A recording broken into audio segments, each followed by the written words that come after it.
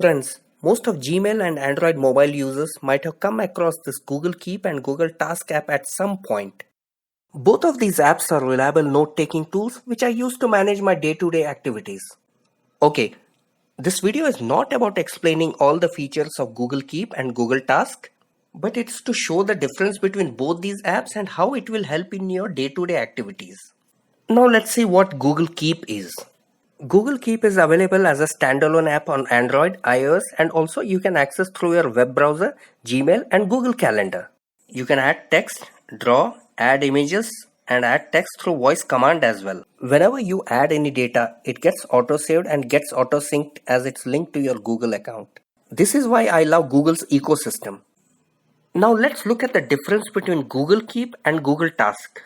You might have noticed in Google Keep, you can add variety of things. But the task list keeps moving around and gets merged within various slots. Hence, Google developed a separate task app and integrated separately into your Gmail, calendar, and as a standalone app. My experience here is that when I am using a standalone task app, my focus is only on a task list. Whereas Google Keep is for a variety of text and image inputs, which might be important for your activities but need not be for tasks. In short, Google Keep is for variety of inputs, whereas Google Tasks is particularly only to put your task inputs. Often some ask how I manage my multiple activities and keep a balance with my family, relatives, and friends. These both tools act as easy to use virtual assistants. Your profession doesn't matter.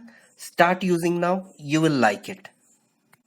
Again, there are several note-taking tools like Evernote, Notion, Microsoft's OneNote, and Apple Notes. Some ask me which is the best one.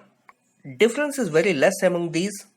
Again, it's your personal choice or with which ecosystem you are comfortable with. I use Google's ecosystem a lot and hence I am comfortable with Google Keep and Google Task and it suited my working requirements.